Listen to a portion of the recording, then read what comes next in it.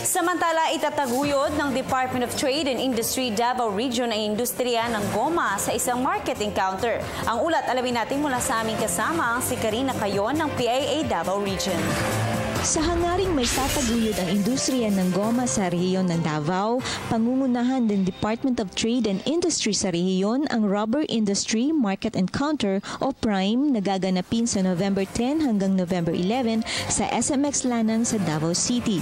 Inaasahang dadaluhan ang market encounter ng mahigit 700 partisipante na kinabibilangan ng mga magsasaka ng goma at mga manufacturers galing Luzon, Visayas at Mindanao. Ayon kay DTI Davao City Director Edwin Magkirigo, kinukumpirma pa ang pagdalo ng mga foreign delegations galing Thailand kung saan may pinakamalaking produksyon ng goma at Malaysia kung saan naroroon ang pinakamahusay na teknolohiya para sa paggawa ng mga produktong goma.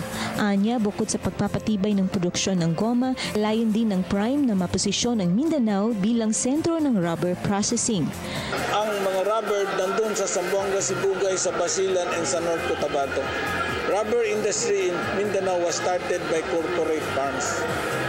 And they started those areas. Dagdag pa ni Bangkirigo, malaking porsyento ng produksyon ng goma sa Pilipinas ay nanggagaling sa Mindanao.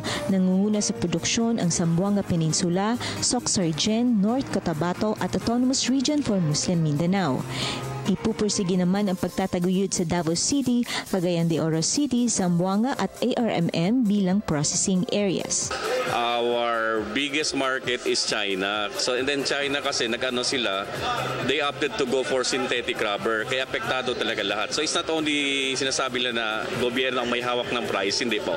Sa paglunsad ng market encounter, inaasahan din makapaglikom ng 1.2 bilyong pisong investments at 1 bilyong piso galing sa sales at mga business transactions sa industriya ng goma sa Mindanao. Para sa Telebisyon ng Bayan, Karina Laminarocayan, Philippine Information Agency, Davao.